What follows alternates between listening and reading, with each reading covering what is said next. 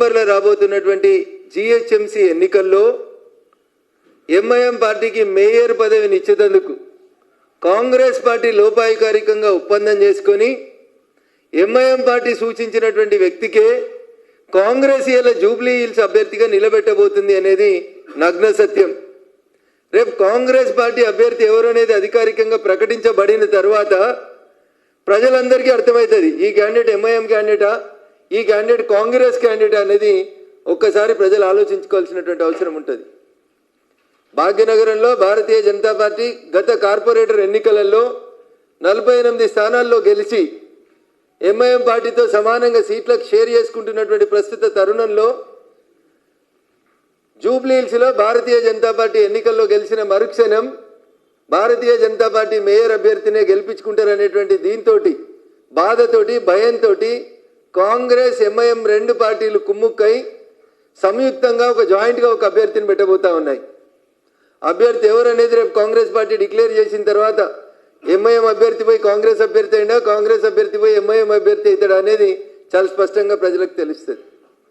అందుకనే వీటన్నింటినీ దృష్టిలో పెట్టుకొని ఎంఐఎంకి కాంగ్రెస్ పార్టీకి మధ్యలో జరిగిన ఒప్పందాన్ని దృష్టిలో పెట్టుకునే 119 శాసనసభ నియోజకవర్గాల్లో 7 కబ్రస్థాన్ల గురించి మాట్లాడినటువంటి కాంగ్రెస్ పార్టీకి ఎంఐఎం పార్టీ ఒత్తిడి చేసింది కాబట్టి జూబ్లీ హిల్స్లో అర్జెంటుగా కబ్రస్థాన్లు కట్టాల్సినటువంటి అవసరం వచ్చింది. ఎవరిని అప్పీజ్మెంట్ చేయడం కోసం కాంగ్రెస్ పార్టీ అప్పటికప్పుడు రాత్రులకు రాత్రులు జీవోలు తీసుకొస్తుంది, కబ్రస్థాన్ల గురించి చర్చలు ఏమనెత్తుతుంది అనేది ఒకసారి సమాజం ఆలోచించాలి. ఓటర్ మహాశైలు విఘ్నులైనటువంటి జూబ్లీ హిల్స్ ఓటర్ మహాశైలు ఆలోచించాలి. 2వ స్థానంలో ఉన్నటువంటి ఎంఐఎం పార్టీ అభ్యర్థిని పెట్టకుండా లోపాయికారికంగా ఏమేం బెనిఫిట్స్ కోసం కాంగ్రెస్ పార్టీతో చేతులు కలిపిందో చెప్పాలి. లేకపోతే ఢిల్లీలో పోటీ చేస్తారు, మహారాష్ట్రలో పోటీ చేస్తారు, ఉత్తరప్రదేశ్లో పోటీ చేస్తారు, ఉత్తరాఖండ్లో పోటీ చేస్తారు, తమిళనాడులో పోటీ చేస్తారు, జార్ఖండ్లో పోటీ చేస్తారు. ఇన్ని జాగాలలో పోటీ చేసే సత్తా ఉన్న ఎంఐఎంకి వాళ్ళు పుట్టిన భాగ్యనగరంలో పోటీ చేసేందుకు క్యాండిడేట్ లేడా సార్? పైసలు లేవా? ఎందుకు పోటీ చేస్తలేరు? ఇదే నవంబర్లో బీహార్లో ఎన్నికలు జరిగితే 30 మంది క్యాండిడేట్లు ఉంటారు. ఎంఐఎం పార్టీ పోయి బీహార్లో పోటీ చేసేందుకు ధైర్యం వస్తుంది. కానీ మీరు పుట్టిన భాగ్యనగరంలో మీరు ఎవరిని గెలిపించేందుకు మీరు అభ్యర్థిని పెడతలేరు అనేది ఈ సమాజం ఆలోచించాలనేది నేను ప్రజలను అప్పీల్ చేస్తా ఉన్నా. స్పష్టంగా కనబడతా ఉంది కాంగ్రెస్ ఎంఐఎం రెండు ఒకే తాను ముక్కలు. కాంగ్రెస్ ఎంఐఎం కలిసి ఉమ్మడిగా జూబ్లీ హిల్స్లో భారతీయ జనతా పార్టీ అభ్యర్థి గెలుపుని అడ్డుకోవడం కోసం చేస్తున్నటువంటి కుట్రగా దీన్ని ప్రజలు అర్థం చేసుకోవాలి.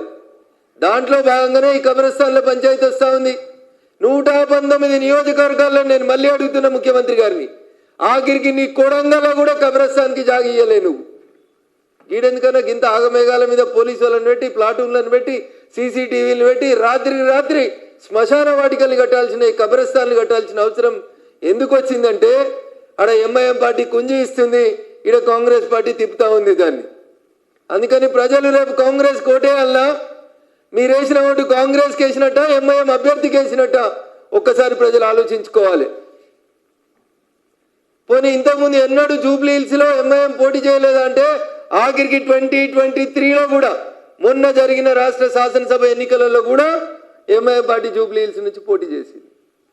14లో సెకండ్ వచ్చిర్రు, తర్వాత కాంప్రమైజ్ పాలిటిక్స్, ఎవరు అధికారంలో ఉంటే వాళ్ళకు అనుకూలంగా అభ్యర్థులు పెట్టేటువంటి కార్యక్రమం. పోయినసారి 2023 ఎలక్షన్స్లో మహమ్మద్ అజారుద్దీన్ గారు కాంగ్రెస్ క్యాండిడేట్ అయితే ఎంఐఎం వీకెస్ట్ క్యాండిడేట్ని పెట్టి కాంగ్రెస్ని గెలిపించేందుకు ప్రయత్నం చేసింది. ఈరోజు నేరుగా ఎంఐఎం పార్టీలో పనిచేసిన వాళ్ళే వచ్చి కాంగ్రెస్ పార్టీ అభ్యర్థులు అయ్యేందుకు రంగం సిద్ధమవుతా ఉంది. అందుకని జూబ్లీ హిల్స్ ఓటర్ మహాశైలారా, తెలంగాణ సమాజం ఇవాళ ఒకసారి ఆలోచించుకోవాలి. కాంగ్రెస్ ఎంఐఎం రెండు ఒకటై భవిష్యత్తులో తెలంగాణలో ఎన్ని ఘోరాలు చేయబోతుందో ఒకసారి ఆలోచించుకోవాలి. పొరపాటున, నేను మళ్ళీ చెప్తున్నా, పొరపాటున రేపు భాగ్యనగరం ఎంఐఎం అయితే బైన్సాలో ఏమవుతుందో ఒకసారి హిందూ బంధువులందరూ ఆలోచించుకోవాలి. బైన్సాలో ఎంఐఎం మేయర్ ఒక్కడు ఉంటే హిందూ ప్రాంతాలకి నల్ల రావు, నీళ్లు రావు, రోడ్లు రావు, చాలా ఏం చేసుకుంటారో చేసుకోరు అంటున్నాడు. ఒకవేళ రేపు పొరపాటున అదే దుస్థితి భాగ్యనగరానికి వస్తే ఒక్కసారి ఓటేసే కంటే ముందు దయచేసి ప్రజలందరూ ఆలోచించుకోవాలని అప్పీల్ చేస్తా ఉన్నా. ఏదో ఓట్లు వచ్చినాయి కాబట్టి బీజేపీలు పోయి సమాజాన్ని విడగొడతారు, మతాల పేరు మీద విభజన చేస్తారు. చెత్తవాగుడు చెప్పేటువంటి చెత్త పెద్దలకు అందరికీ కూడా ఇదే సమాధానం. మేము సబ్కా సాత్, సబ్కా వికాస్, సబ్కా విశ్వాసాన్ని మేము ముందుకు పోతా ఉంటే మీరు జస్ట్ ఓట్ల కోసం, ఒక వర్గం ప్రజల్ని మీరు అప్పీల్ చేయడం కోసం మీరు చేస్తున్నటువంటి కుట్ర. అందుకని జూబ్లీ హిల్స్లో రేపు జరగబోయేటువంటి ఎన్నికల సందర్భంగా సమాజం అంతా ఆలోచించాలి.